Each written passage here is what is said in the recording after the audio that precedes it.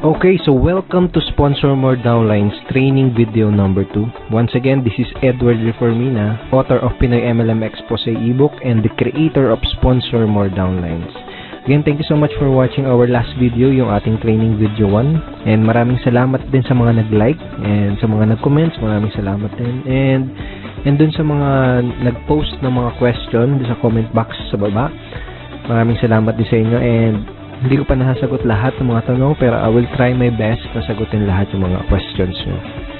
Once again, in this 3-part video training series, ituturo ko sa iyo yung mga secret sponsoring strategies na nadiskubre at natutunan ko na tumutulong sa akin para makapag-sponsor ng up to 23 direct downlines every single month. Ang pinaka-goal ko sa training series na to is ma-share sa iyo at maituro sa iyo yung ilan sa mga sponsoring strategies na yun, and hopefully magamit mo din siya sa business na ginagawa mo ngayon para makuha mo yung mga resulta na gusto mong makuha. Okay? Dun sa first video, pinag-usapan natin yung mga common problems na nararanasan ng mga Pinoy networkers. And sa video 1, tinuro ko din sa iyo kung paano ka makakapag-save ng valuable time mo, ng effort at ng pera by learning how to sort out or learning how to pre-qualify your prospects. And dun sa video number 1, binigyan din kita ng ilang mga lines na magamit mo para malaman mo kung qualified ba yung prospects na kinakausap mo. Okay?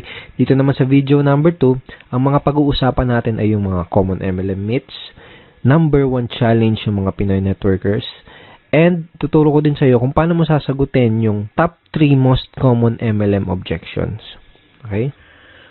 So, una natin pag-usapan ay yung common myths o yung mga maling akala ng mga networkers. Ito yung mga myths na pinaniniwalaan ng mga Pinoy networkers na pumipigil sa kanila para maging successful at para magkaresulta.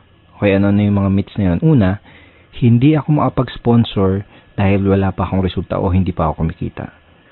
Madalas mong maririnig to sa mga networkers. Kadalasang marinig mo sa kanila is hindi ako makapag-recruit, hindi ako makapag-sponsor, o wala pa akong downlines kasi hindi pa ako kumikita, o kaya wala pa akong resulta. Isa to sa mga myths na pinaniniwalaan ng mga networkers, kaya madalas mo itong maririnig sa kanila. Okay? Pangalawang myth is maraming tao ang negative ang tingin sa network marketing. Karamihan ng networkers ang nasa isip nila, lahat ng taong kinakausap nila ay negative. Lahat ng kamag-anak nila ay negative sa network marketing. Okay? Isa yan sa mga myth na pinaniniwalaan ng mga networkers. Pangatlo, hindi ako makapag-recruit dahil hindi ako magaling mag-convince. Ito, isa to sa madalas na marinig mo sa mga, even in my team, my personal team, tsaka sa mga networkers na from other companies na nakakausap ko, madalas ko narinig ito. Karaniwang sinasabi nila ay, hindi ako nahihirapan ako sa business ko, hindi ako makapag-sponsor kasi hindi ako magaling mag-convince.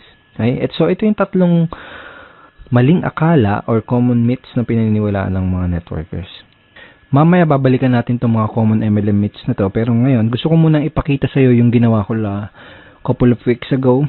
Basically, nag-survey ako sa 1,000 mahigit na Pinoy network marketers from different MLM company. At doon sa survey na yon, may tanong na, ito, ano yung pinakamadalas na objection na nakuha mo mula sa mga prospect mo? Okay, ito yung mga nagisagot nila. Ang pinakamataas na sinabi ng mga Pinoy networkers na kadalasan natatanggap nila mga objections sa ito, wala akong pera. Okay, 21%. And pumangalawa is yung pyramiding ba yan, which is 18%. And pumangatlo, na pinakamadalas na nakukuha nilang objections is ito, magkano na bang kinita mo dyan? O magkano na bang kinikita mo dyan? Parang ganun. Kung titignan mo yung resulta dito sa survey na to, makikita mo na related yung mga objections na natatanggap ng mga Pinoy networkers dito sa mga common MLM myths na pinaniniwalaan ng karamihan networkers. Okay? For example, ito, hindi ako makapag-sponsor dahil wala pa akong resulta. Kaya iniisip ng mga networkers na totoo to dahil kadalasan na tinatanong sa kanila ng mga prospects ay yung objection na magkano na bang kinita mo dyan. Pwedeng ganito yung nangyari. May prospect ang kinakausap, in-explain mo sa kanya yung opportunity o kaya dinala mo siya sa opisina nyo para panoorin yung BOM.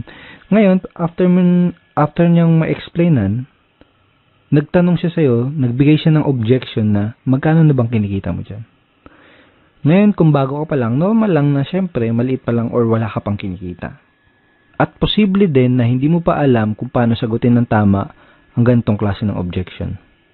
Ngayon, kung hindi siya sumali, ang magiging thinking mo ngayon, ang papasok ngayon sa isip mo, ay hindi siya sumali kasi hindi pa ako kumikita. Ay hindi siya sumali kasi maliit pa lang yung kinikita ko. Ay hindi siya sumali kasi wala pa akong resulta. Okay na gets mo? Yung pangalawa, tingnan natin. Maraming tao ang negative ang tingin sa network marketing. Posible din na may prospect ang kinakausap na explainan mo na siya. And then, nagbigay siya ng objection na pyramiding ba yan? Ngayon, kung hindi mo alam sagutin ng tama tong objection na yan, hindi mo siya mapapasali. Ngayon, ang thinking mo ngayon, ang iniisip mo ngayon, naku, ang daming negative sa network marketing. Lahat ng kinakausap mo negative sa network marketing. Pero ang totoo, hindi mo lang alam sagutin mo sa objection na yun ng tama. Pangatlo, itong wala akong pera. See, dito sa Common MLM Meets, hindi ako mapag-recruit dahil hindi ako magaling mag-convince. Possible na may prospect ang kausap, sinabi niya na wala akong pera, maganda yung opportunity pero wala akong pera. Ngayon, dahil wala siyang pera, hindi mo siya napasali. Posibleng pumasok sa isip mo na hindi ko siya napasali kasi hindi ako magaling mag-convince. Ganun. So, related itong mga common MLM objections na to doon sa common MLM myths na pinaniniwalaan ng mga networkers. Ibig sabihin, walang katotohanan itong mga paniniwala na to, itong mga myths na to, kaya nga myth, di ba? Dulot lang to ng mga objections na madalas itanong sa ating mga networkers. Okay? Itong mga myths na to, dulot lang yan ng mga objections na hindi alam sagutin ng tama. Kung isa ka sa mga networkers na dating naniniwala dito sa mga yan, I'm here to tell you na walang katotohanan ng mga yan. Ang kailangan mo lang gawin ay alamin kung paano sasagutin yung mga objections na nagdudulot nitong mga maling paniniwala na to. Number 1 challenge ng mga networkers ay yung mga prospect objections. So, sa mga challenge nila ay yung mga objections na binabato at binibigay sa kanila ng mga prospects na kinakausap nila. Dahil sa mga objection na yun, kadalasan nagkakaroon sila ng maling paniniwala, nagkakaroon sila ng maling beliefs about sa network marketing business nila. Ang solusyon para ma-solve yung challenge na yun is to master handling objections. So, bakit ba natin kailangan ma-master ang pag-handle ng mga objections?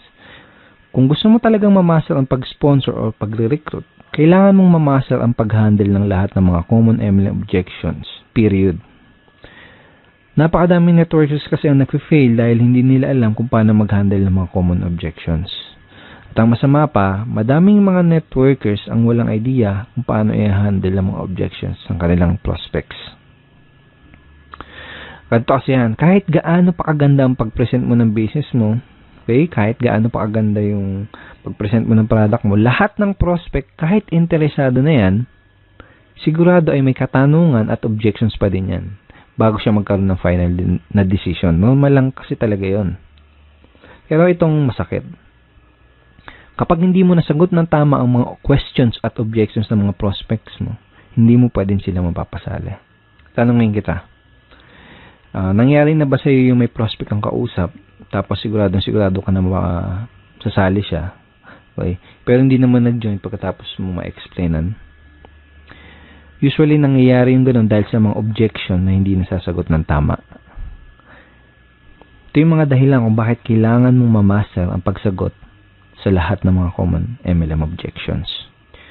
So, ang goal ko sa video na to is tulungan ka at ituro sa'yo kung paano mo sasagutin itong top 3 common MLM objections. Itong pinag-usapan natin kanina, itong result dun sa sa survey na ginawa ko sa mahigit 1,000 networkers na pinakamadalas na natatanggap nilang objections. Itong wala akong pera, pyramiding ba yan, at magkano na bang kinikita mo?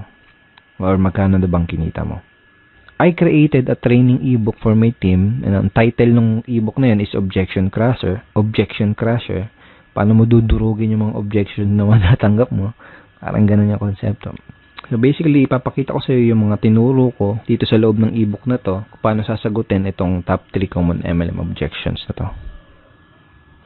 Okay, ngayon andito tayo ngayon sa loob ng mismong Objection Crusher training ebook. So ito yung mismong loob ng ebook.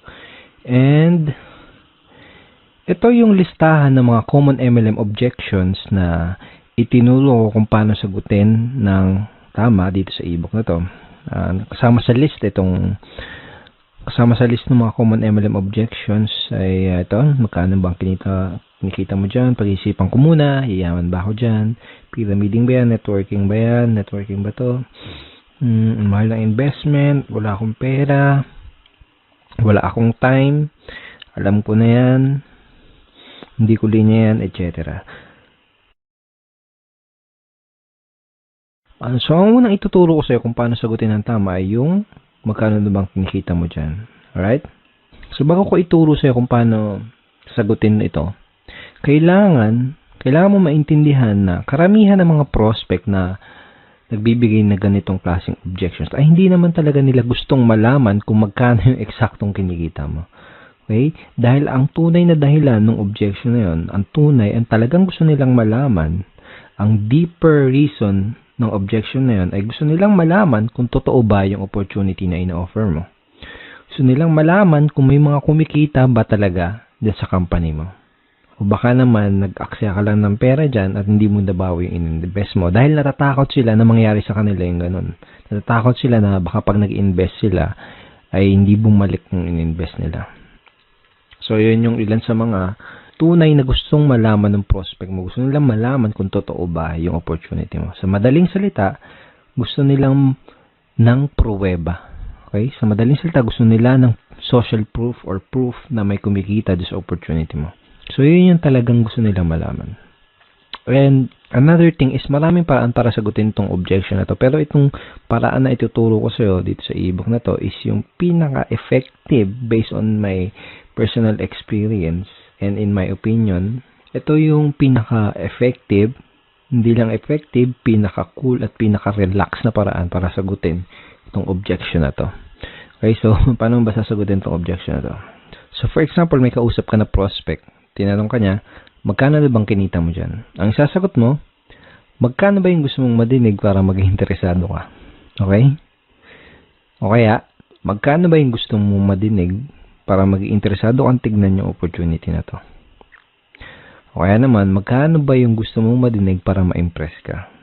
Okay, sa una, kailangan ng konting lakas ng loob kung gagamitin mo tong lines na to. Kumbaga, kailangan ng konting posture. Okay? Sa una, baka medyo mailang ka pa. Kaya sa una lang yon, kapag paulit-ulit mo na siyang ginamit, medyo masasanay ka na din. Kapag sinabi mo sa prospect, wag mo din kalilimutan na mag-smile ng konti para hindi ka magmukhang maangas or hindi ka ma-misinterpret nung kinakausap mo na nagyayabang. Alright? Okay, so ang mangyayari kapag tinanong mo to sa prospect mo, magbibigay siya sa iyo ng figure or ng amount. And hindi mahalaga kung hindi mo pa kinikita yung halaga na sasagot ng prospect mo. Kailangan lang ay may mga alam kang success stories from your company dahil gagamitin mo yung mga istorya or mga stories or kwento ng mga success